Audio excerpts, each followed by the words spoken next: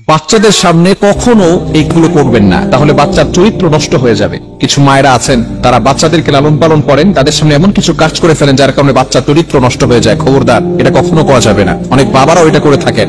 এক নম্বর হচ্ছে most important, বাচ্চার সামনে কখনো কাপড় পরিবর্তন করবেন না। বিশেষ করে কিছু মায়ের এমন রয়েছে, মনে করে বাচ্চা তো ছোট, বাচ্চা কি বুঝবে।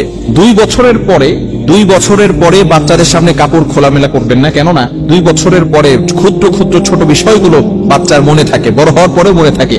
এজন্যই আমাদেরকে সবসময় সতর্ক থাকতে হবে যাতে করে বাচ্চার সামনে এই ধরনের কোনো কাজ আমরা না করি। বাচ্চার সামনে অনেক সময় ঝগড়া করে পিতামাতারা, এরকম মা বাবা আছে না নাই? খবরদার, এগুলোর মাধ্যমে বাচ্চারা শিখবে। খবরদার, বাচ্চার সামনে কখনো আপনার ওয়াইফকে শাসাবেন না। আপনি মনে করছেন এটা আপনার স্ত্রী, সে কিন্তু একজনের মা, আপনার সন্তানের মা।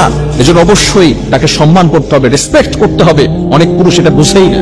এজন্য বাচ্চার সামনে কখনো মা বাবা ঝগড়া করতে যাবেন না। দ্বিতীয় নাম্বার হচ্ছে, বাচ্চার সামনে কখনো অন্যের সমালোচনা করবেন না, অন্যের গীবত করবেন না। তাহলে বাচ্চার হিংসা বেড়ে যাবে, বিদ্বেষ বেড়ে যাবে, মানুষের প্রতি হিংসা বিদ্বেষ তার ভিতরে থাকবে। এজন্য অবশ্যই অনেক মা বাবা এমন রয়েছে, বাচ্চার সামনে আছে, বাচ্চার সামনেই তারা অন্যের সমালোচনা করে, অন্যের গীবত করে। খবরদার, আল গীবাতু আশাদ্দু মিনাজ জিনা, গীবাত ইজ হার্ডার দ্যান ফরনিকেশন। গীবত হচ্ছে এমন একটা গুনাহ যেটা জিনার থেকেও মারাত্মক গুনাহ। যদি কোনো ব্যক্তি জিনা করে, ব্যভিচার করে, সে ব্যক্তি আল্লাহ তাআলার কাছে তওবা করলে আল্লাহ তাআলা তার গুনাহ ক্ষমা করে দিতে পারেন অথবা দিবেন। কিন্তু কোনো ব্যক্তি যদি গীবত করে, যার গীবত করা হয়েছে, সে যতক্ষণ পর্যন্ত ক্ষমা না করবে আল্লাহ তাআলা তাকে কখনো ক্ষমা করবে না। এজন্য খবরদার, বাচ্চার সামনে কখনো অন্যের সমালোচনা করবেন না। নাম্বার 3, তৃতীয় নাম্বার হচ্ছে, বাচ্চার সামনে কখনো ছোট ছোট আমরা প্রতিশ্রুতি দিয়ে থাকি, মিথ্যা প্রতিশ্রুতি কখনো দিবেন না। বলি যে বাচ্চা, অনেক সময় আমরা এটা বলি, তুমি এটা করো তাহলে তোমাকে একটা সাইকেল কিনে দিব। খবরদার, এই ধরনের মিথ্যা প্রতিশ্রুতি বাচ্চাদেরকে দিবেন না। তাহলে আস্তে আস্তে বাচ্চাও আপনার প্রতি বিশ্বাস হারিয়ে ফেলবে যে বাবা তো এটা বারবার আমাকে বলেছে কিন্তু কখনো কিছু দেয়নি। আপনার যতটুকু অ্যাবিলিটি আছে ততটুকু আপনার বাচ্চাকে দেওয়ার চেষ্টা করবেন, এবং মিথ্যা প্রতিশ্রুতি দিয়ে বাচ্চাদের বিশ্বাস কখনো নষ্ট করতে যাবেন না।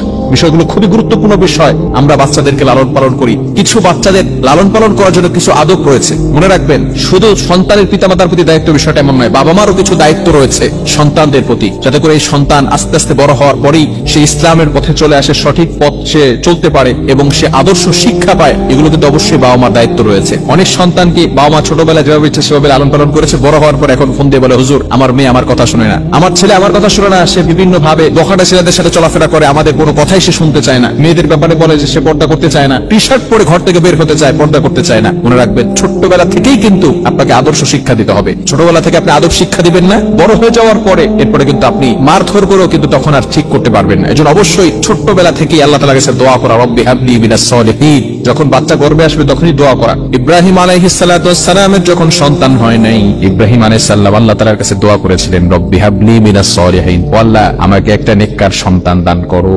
আল্লাহ পাক রব্বুল আলামিন তার এই দোয়াকে কবুল করে তাকে নেককার সন্তান দান করেছেন। এজন্য অবশ্যই পিতামাতার দায়িত্ব হচ্ছে সন্তানের জন্য দোয়া করা এবং সন্তানের সামনে, ছোট্ট বাচ্চার সামনে এই ধরনের কাজ কখনো না করা। আল্লাহ তাআলা আমাদের সকলকে বুঝার তৌফিক দান করেন।